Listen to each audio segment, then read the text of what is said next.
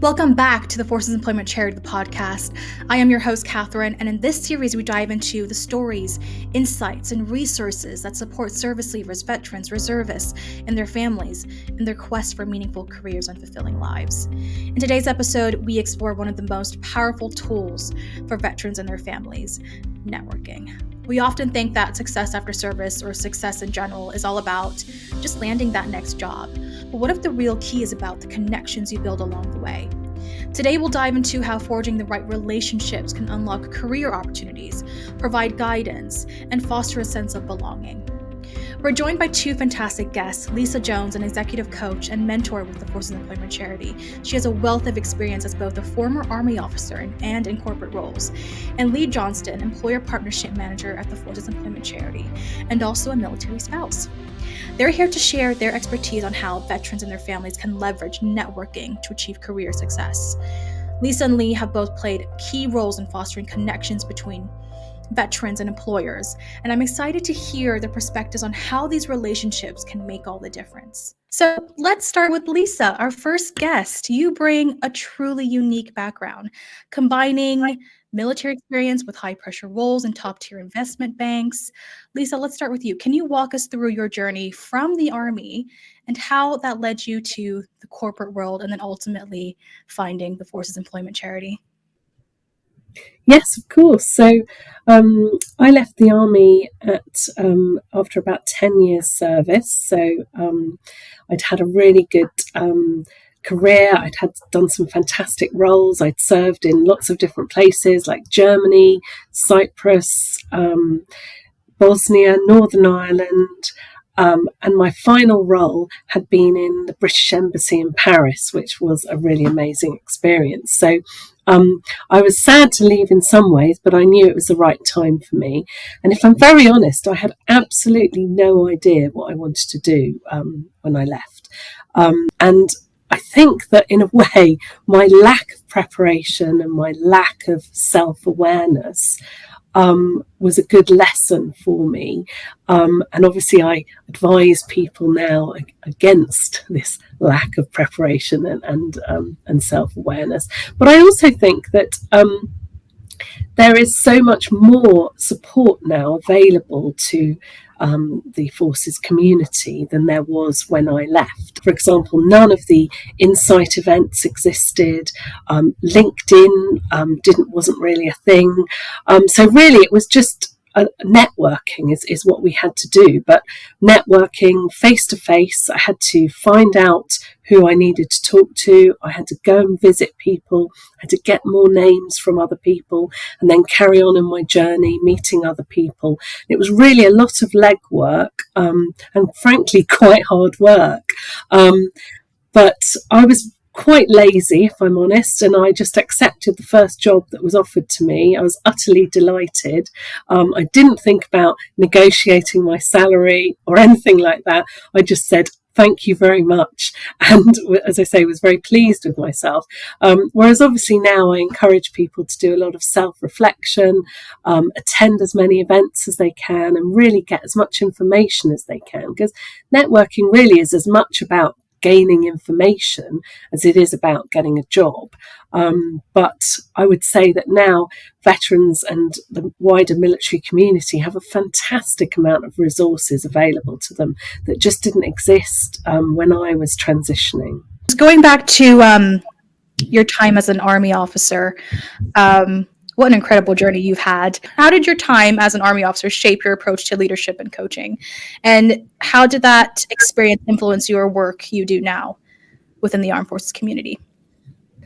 I think that the common theme really is people and getting to know people, understanding people, getting the best out of people. And I think what coaching is it's all about empowering people to make the best of themselves, and career coaching is about getting them to make the best of their their careers. And so I think a common theme, one of the reasons I loved being in the army so much, was it was all about the people and about the teamwork and getting to know my team and operating really well as a team. And it didn't matter what kind of environment we were in, it didn't matter how few resources we had, as long as we worked together, then it was fun and we enjoyed it and we got the job done. And so I think now the reason I really enjoy my role and the coaching aspect of it is because I'm empowering people and helping them to make decisions that hopefully they will be pleased with, and career choices that will give them satisfaction and lead to long, rewarding careers after their military service. Now, you've worked in multinational environments at a very strategic level as well. How has that experience helped you guide your clients into executive roles? So my time in the military has helped me to have an empathy with people from the military community who are looking at transitioning to a new career, because I've been there, I understand those challenges, to really feel quite overwhelmed actually by the amount of choice that's out there, the different options, and wondering how on earth to translate my experience in a way that would be relevant to a civilian employer. And I think that operating at that executive level or in a multinational environment, again, it's about the people side of it, and kind of understanding people from different backgrounds, building relationships with them. I'm also a linguist, and in my time as a reservist, I deployed to Afghanistan and worked alongside the Afghan community, which I found really rewarding. And although that has no relation to what I do now, it's the people theme, building relationships with people, and I find that has really helped me to help guide people to make the right decisions. Let's hear from Lee's perspective. Lee, you are a military spouse. You have a firsthand understanding of the employment challenges faced by military families. So, what inspired you to begin your journey with the Forces Employment Charity? So I am a military spouse, but just became a veteran spouse, would you believe? Because my husband has left after 22 years in the Royal Marines. So actually, I have now, Catherine, done, would we say, the 360 of being in that military spouse bubble and then now in that sort of veteran spouse bubble. So seeing it from the completely different side. My journey is quite unique in the sense that I am a Scottish girl living in Devon. I have, like I said, been married to a Royal Marine for 18 years, and we are both Scottish, so all of our family and friends are back up in Scotland, and that is how it's been for us for maybe the last sort of 13, 14 years, living so far away from our family and friends. So I worked in learning and development before I even knew about Forces Employment Charity, and I, as a typical military spouse, had to move around from job to job because that was just the way of life. A draft would come up and you would initially just move as a family, and you would just adapt and build those build your life up again. That's how I see it, as you would just start to build those relationships, make those friends, have those really good support networks, and then you would have to do it all over again within 2 years. And that's what we did. But unfortunately, on the last move to Plymouth, which is where I am now, there was no role for me in terms of what I was doing beforehand, which I'd been really fortunate to be able to sort of navigate within the naval bases, and unfortunately there wasn't anything for me. Now, for someone who's worked full time since through all of our children and throughout the whole military experience, it was really debilitating mentally for me to not have a job, because for me that was my sense of purpose. That was me feeling like I was achieving something. That was me remembering who Lee was and not just that military spouse. And to not have that job when I moved and to be unemployed for 6 months was really difficult for me. Yes, it gave me an amazing time with my family and my children, but ultimately it was really out my comfort zone. So it just so happened that I had heard about the family's employment advisor role through another military spouse who had heard about it, I think, the day of it closing, would you believe? And I would never encourage that. But they'd heard about it closing that night, and they said, "We think you should go for that. I think you'd be perfect for it." And I just thought, well, actually, I let the imposter syndrome creep in. I let the confidence, lack of confidence creep in. And I thought, no, I can't do that. I've got no charity experience. I'm not within that. And then I thought to myself, well, actually, who better to be able to navigate spouses on their employment journey than a spouse who is out of work herself and is already feeling the things and I wanted to give back the things that I felt like I hadn't had, the support that I needed, someone being in my corner going, do you know what, Lee, what you're doing is absolutely right. You're on the right path, but here I'll just give you some advice and guidance and just be that cheerleader for you. I didn't have that, and I needed someone like that to be in my corner.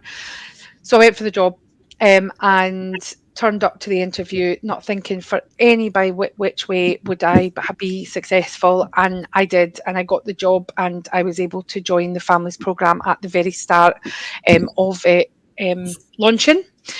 So I was the first advisor on the programme for the first 15 months, which we were then able to secure funding and been able to grow the programme as it needed to happen, because we knew there was a need there. The spouses and partners that were registering for the programme were unbelievable and incredibly skilled, but actually just didn't have the awareness of what they had. And it was a very, very, very rewarding job in terms of that. I was able to give back something that I felt like I didn't have when I was unemployed or when I was looking to sort of move my career path in a completely different direction. Because it felt really lonely at times. It felt really, I felt like I had no one to kind of go to, and that's something that I really wanted to give back into the role. And that's how I got into Forces Employment Charity and doing that incredible work with the families team. And then in 2023, you transitioned into the executive services team. How has that shift allowed you to further support the armed forces community, particularly at an executive level? So it gave me the opportunity, for me, Catherine, personally, it gave me the opportunity to not only progress and add to my already growing skill set, which is what I'd already acquired when I was in the families team, to be able to not only add to my skill set and to really grow within that role, but to then support from a more of a broader, wider armed forces community, and to be able to not only encompass the families and the spouses and partners, but to look at that veteran side, to look at how I could support going forward from a wider angle, and to not only that, but to be able to speak to employers about the incredible military community and everything and all the skills and the experience that they have that would make them the perfect candidate for any role. So it gave me that opportunity to be able to showcase to employers the fantastic military community. And not only was I able to speak about my personal experiences with being a spouse myself who has, almost, you want to say progressed, but has really developed and invested in my own career path, but to be able to give something back. So that was, that transition worked really well for me. And like I say, it's something that I thoroughly enjoy. And again, I love talking about Forces Employment Charity. I love talking about the work that we do. I love celebrating the success of what we do. So it was a perfect job for me. That's amazing. And you mentioned employers. So you work closely with employers to create those pathways for veterans and the wider armed forces community. Yeah. What to you has been the most rewarding part of collaborating with employers specifically in this space? Initially, for me, it was just speaking to the employers about what the skill sets and the transferable skills and the amazing community that we work with on a daily basis within the programs that we have. But actually, the more that I've gotten into the role and the more I've sort of grown into the role, it's the excitement from the employers for me. So it's the excitement of when we talk to them about the incredible talent pool that we have, including the young people and the spouses and partners. It's almost the excitement that I can see from that employer that they go, well, we know what roles we can fit them into. We know that we have the networks within to be able to allow them to be able to come in and grow and progress, and we can really, really implement our ethos and values in that. And I think that's what it is for me. It's that excitement from the employers when they actually hear about not just the work that we do, but the people that we are working with individually and how they can really benefit from having someone so amazing within their organisation. And it is that excitement. You know, you can see the cogs turning, you can see them starting to think about things that they could be doing with the community. And yeah, I would say that that is the most rewarding for me, but also the fact that they then start to recognise our military community as a fantastic untapped talent pool and something that they feel that they should have been doing previously. So it's great. It's that, you know, that knowledge piece. And yeah, I really enjoy that and seeing that excitement on employers' faces when they go, oh, you know, I'm dying to hear more and what can we do together to really benefit the military community. And Lisa, what can you explain the executive program at the Forces Employment Charity? Just go a bit into depth about that and the different branches that the program offers. So there are three pillars to the executive program, really.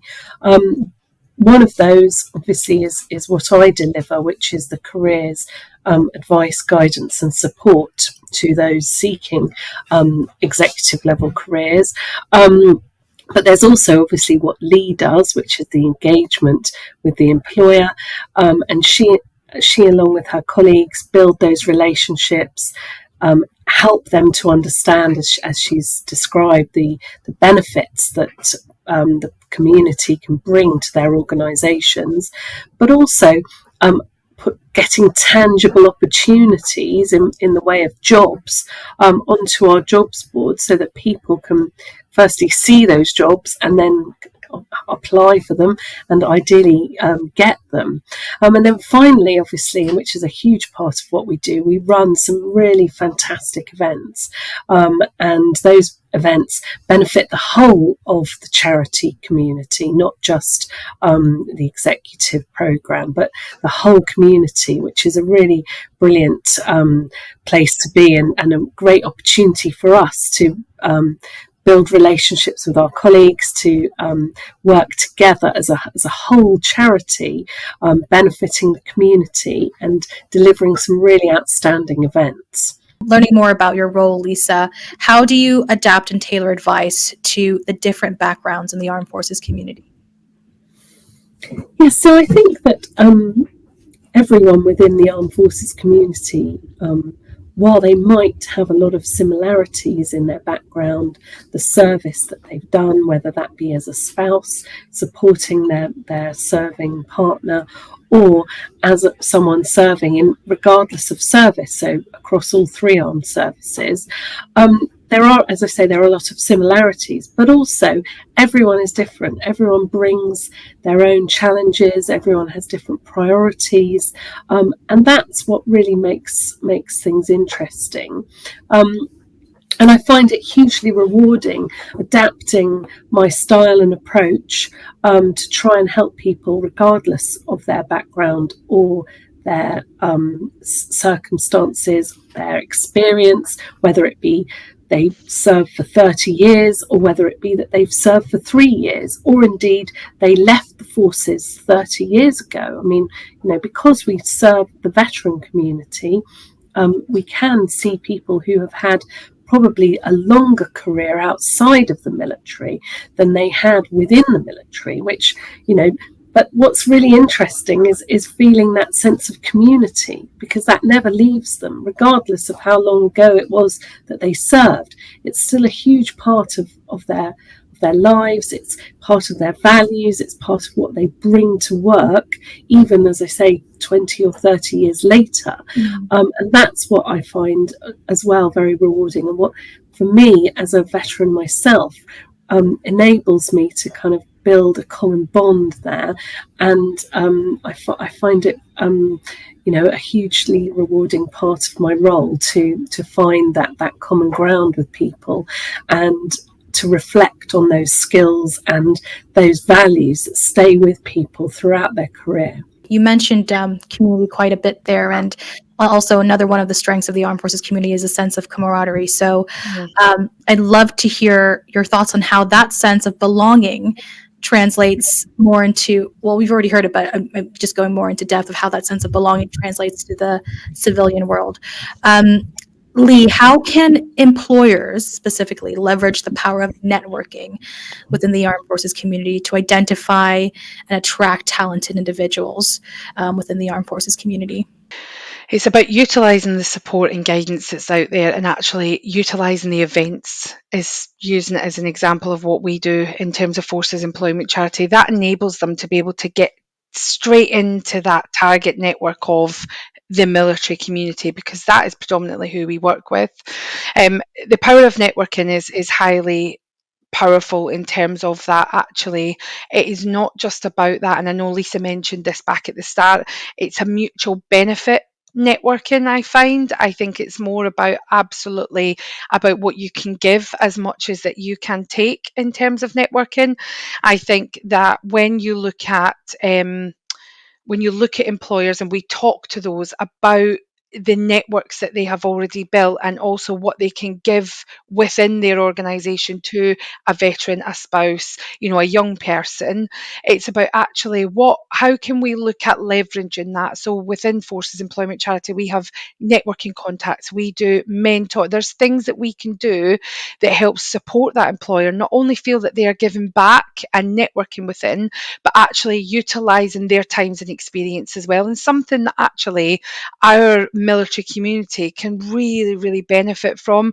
It's a case of being able to, like I say, give something back, and employers like that. They want to feel that they're giving back. I know Lisa mentioned previously as well, within organisations, that camaraderie, that not losing that sense of community within employers and within organisations and businesses that we talk to on a daily basis, with me and the team.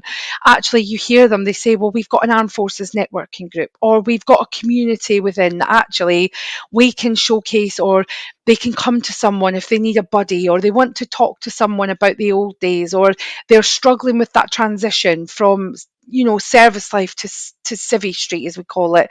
They can look to that internal armed forces network and say, this is what we used to do. Again, it's that power of networking. It might be that I used to talk about this within the family space, that actually networking doesn't just mean about going to an event, Catherine, or that you link with someone on LinkedIn. It's about talking to someone down the shops that maybe knows of a friend who is hiring and has a role that's available, and you talk. It's about that talking piece. It's about that communication, and it's about just putting yourself out there. And I know that Lisa will probably touch upon this, but it's not always easy for people to network, and we understand fully, again, can be quite a daunting task, and the thought of it. But there are ways that you can link in with Lisa and the team, and link in with us at Forces Employment Charity, and we can help you navigate that networking piece, because it's not easy, not to everyone anyway, but it can be highly rewarding, not just for the employer side, but for the mutual benefit side. Absolutely. And I know that many employers are keen to develop more inclusive hiring practices. Yes. The last episode that I recorded was with a gentleman named Michael Young, and he was actually speaker at Pathways into Tech. And he created his homegrown initiative community at Lloyd's Banking Group. They don't really have a hiring. They don't really have a pathway at the moment, but they are trying to spread the word about how to create those pathways. So he's created his own homegrown initiative, which is great. But for what advice would you give to organizations or employers wanting to create pathways? Where do they begin? How do they get in touch with the Forces Employment Charity? So they can reach out to one of us. I'm a team of 3. I have 2 fantastic colleagues that I work with. who do exactly the same as me, talking to employers. And it's just that first initial call, Catherine. It's a bit of an advice and guidance sharing session. It's just having a talk about how we can support them at Forces Employment Charity and the different elements that they can tap into, not only the three strands that Lisa mentioned, but about that pathways piece. It's about looking at that recruitment process, looking at how we can support them and guide them with that. And again, I think the first thing is just be open. Be open to everyone within the military community. That would probably be the first conversation that I have with employers, is that, we have a lot of skills and talent within this military community, and it's not just for that sort of service leaver element, but it's that veteran and family. It's considering that veteran that actually has been 2 years out of the service but has acquired such a vast amount of skill set within that time, to not only add that on to their military skill set, but actually makes them a highly skilled individual in terms of when it comes to looking for employment. And again, just be open to considering the options that you have and considering the opportunities that you have within the business, so how that they can look at that and then think, well, actually, we know that would suit someone within the forces, but including that spouse and partner element. Sometimes it can be a case of that people go, oh, I hadn't even thought about the military spouses and partners, and it's the highly skilled spouses and partners that I used to work with on a daily basis, that come to me and go, it is just that confidence that's lacking. I just need someone to have that understanding of what I've got. And again, we don't just help with the recruitment process, but we can help with other elements to help build that pathway. It's about looking at further down the line and not just looking at that sort of recruiting in. It's about how can you really get the best out of that workforce and utilising that within.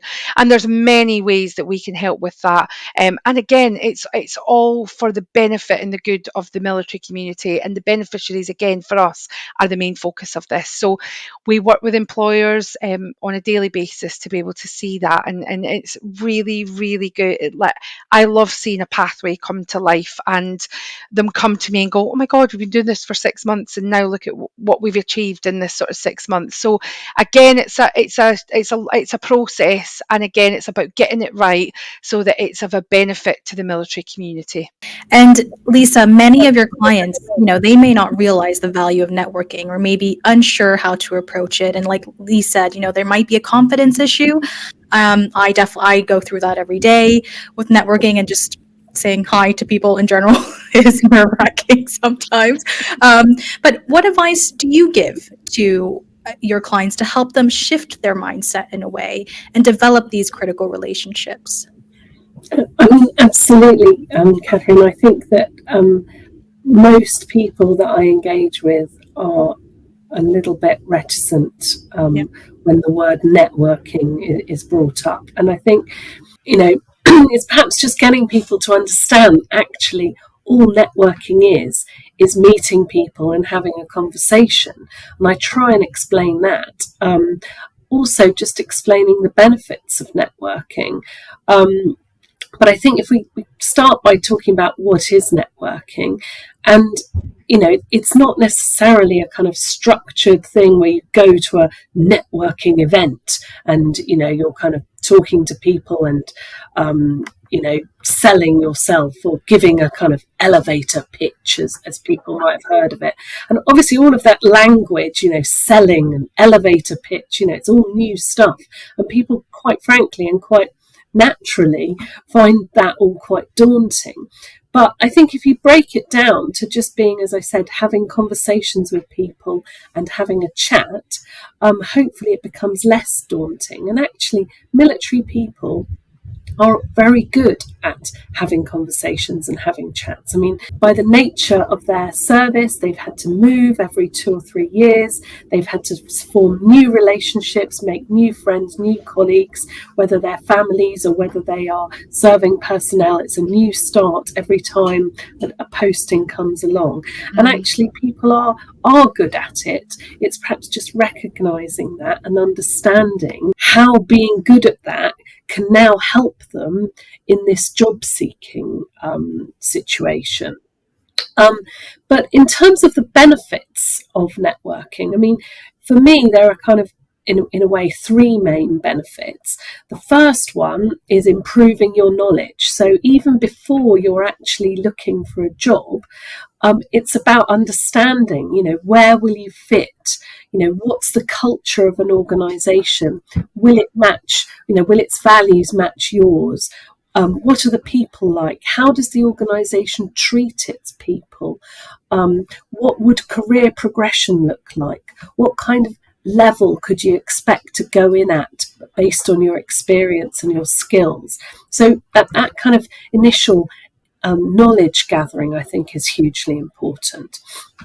Then, of course, you're actually improving your chances of success, because a lot of organisations will value a recommendation from an existing employee. So if someone who already works within the organisation puts in a good word for you, or says, I've spent some time with this person, I've been really impressed by the amount of effort they've put into understanding our organisation, or I met this person at our Insight event, it's going to lift you from being a name on a piece of paper or on a page to being a person that someone else has actually met and can vouch for even.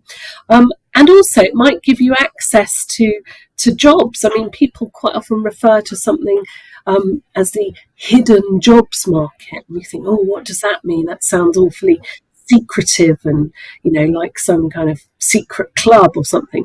But actually, all they mean by that is hearing about jobs perhaps before they're advertised. And the best way of doing that is through networking. So really, networking, whether you go to a structured event, an insight event, or a networking event, or whether you just talk to people either online, as which is perfectly acceptable on Teams or Zoom or whatever your preferred medium is, or whether you can meet people face to face, and I would really recommend doing that as much as you can, if geography permits. Just talking to people is really going to help, and that's actually the bottom line. That's all networking is.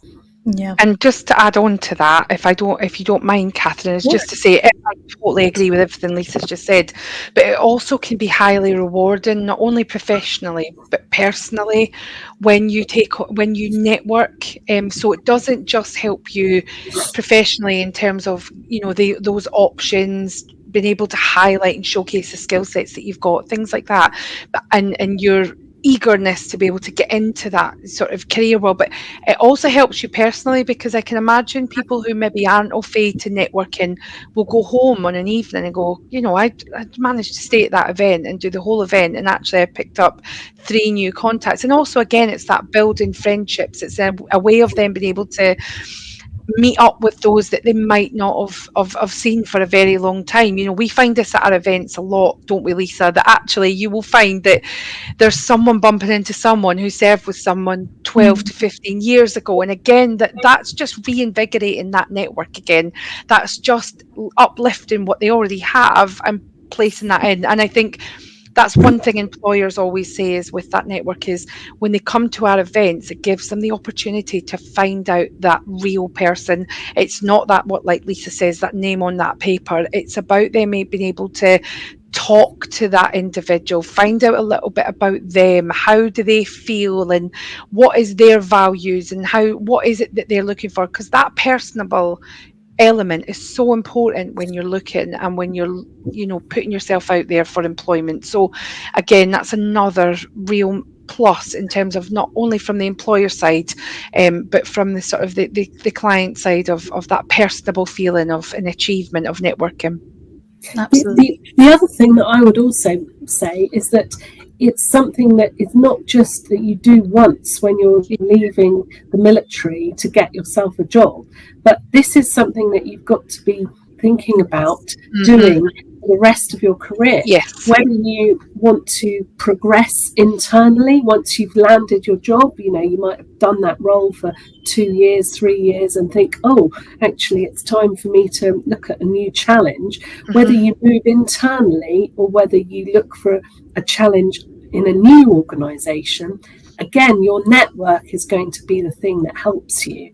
And Yeah. so it's something that you need to think of as being part of your life without sounding too dramatic, but going forward. And so often, I mean, that might make it sound more daunting, but really, if you try and, as I say, break it down into bite-sized chunks of meeting people, chatting to people, but really, it's going to be a part of your professional life for many years to come. And it will just become natural then. The more you do it, it'll just become, a natural process of going through life itself and talking to people and building those relationships, because we all do it. Yeah. Yeah, we all do it, and We all sometimes we don't realize we do no, it. You know what we I all mean? network, and we don't know sometimes when we're networking. That's the But difference. and in the office as well, you're in a common area, you're speaking to people. It's all part of life, like Yes. Lisa said. And I think, it's so hard for people to come outside of their comfort zone that if they just do it once, you start somewhere, just do it once, and then you do it again, and then another time, they'll get the hang of it. I mean, for me, when I attend our Pathway events, it's so great. It's so interesting because when I go to these events, I see specifically the Women to Employment event that we recently had, and the one last year as well. I saw women walking in, and they were very scared. It was very daunting. It was a new environment. They didn't know anyone. But then towards the end of the event, I was interviewing a few of these attendees for Vox Pops, and they were just saying, wow, what an incredible event. I have met so many people. I have come out of my comfort zone. It's just nice to see that progression from the beginning of the day to the end of the day.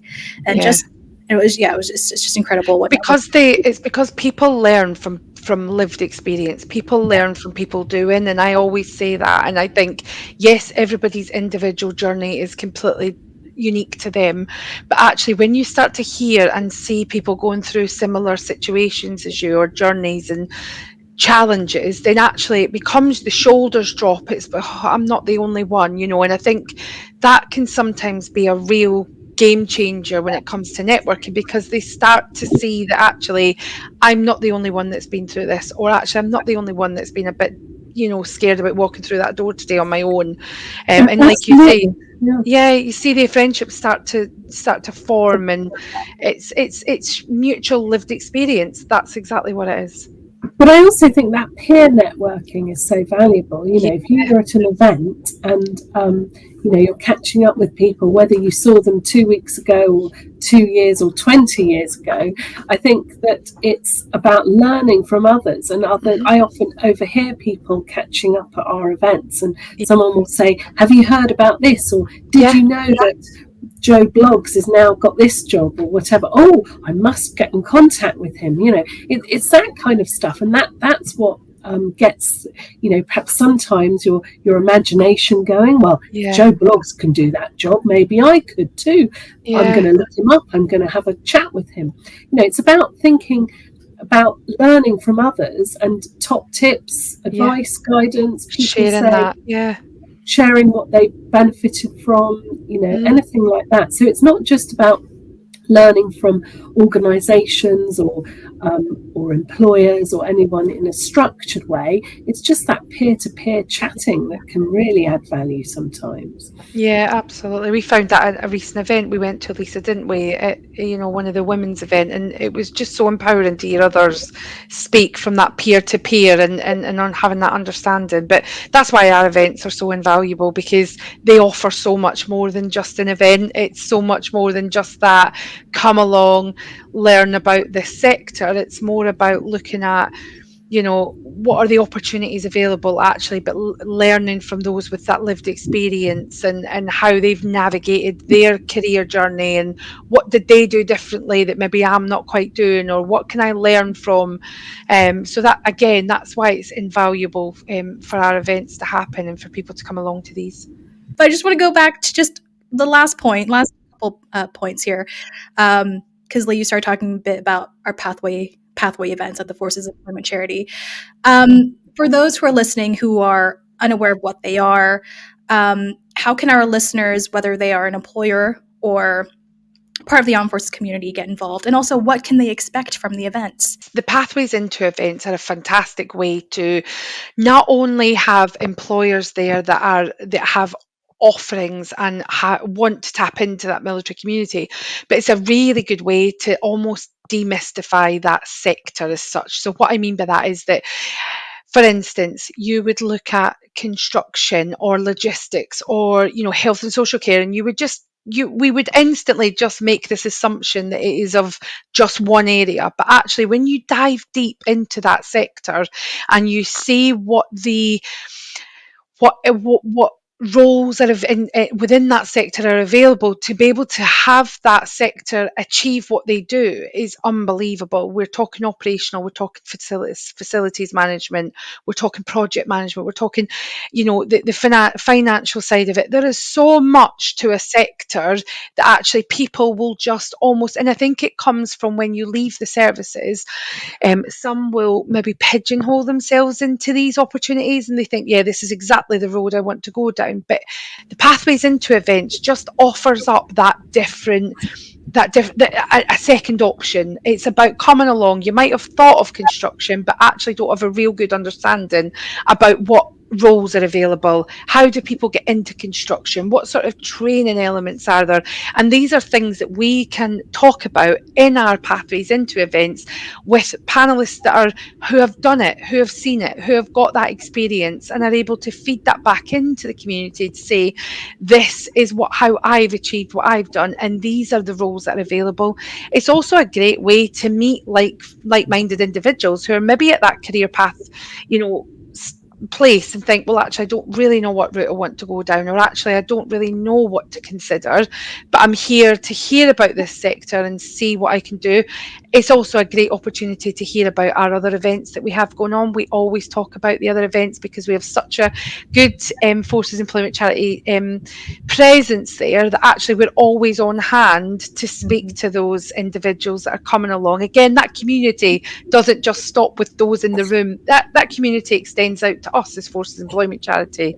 It gives them the opportunity, dare I say it, to get their LinkedIn headshots. We love those sort of things. Hear about our LinkedIn workshops, and just again to meet that community that are exactly in that same position of at that point of their career path where they don't know where to turn and they want to learn more. It's a great way to meet and network as well with those employers in the room. The employers that come to our Pathways into Events are highly invested in our military community. They want to learn. They want to meet these individuals. They want to hear about how they can integrate within their organisations and businesses, and then to tell them a little bit about their networks within and their ethos and values and how that aligns. So it's a great way to, and plus you get to see Forces Employment Charity. So it's there's obviously a win-win, but they're a fantastic. The feedback that we get, Catherine, is that they are just a great way to integrate with the community and hear about the opportunities that are available and the pathways that are available to the military community, and they're open to everyone. Our Pathways into Events are open to the full military community, and that includes our service leavers, veterans, families and reservists. So it is open to everyone. Fabulous. So watch this space and follow us on social media and have a look at our events page as well for any upcoming Pathways into Events for next year. We've got a great lineup coming up for you for next year. Last but not least, Lisa, I know you've given us a lot of top tips, which is amazing and fantastic, but what would be your number one advice? I know that's a difficult one. But I love this. Your number one advice for anyone who wants to leverage networking and community connections for career success? Really, I would just say that you never know where the opportunity might come from. So I think it's just to not limit yourself to attending events or, structured networking and something where you might be prepared. But it could be a family wedding. It could be a friend's birthday party. It could be a school reunion. It could be a sporting event. It could be the school gate. It could even be a train journey. One of my previous clients who was studying law upon leaving the military was on a train and was helping an elderly passenger with their luggage. And the elderly passenger was thanking them and asked them to, what are you doing or where are you going?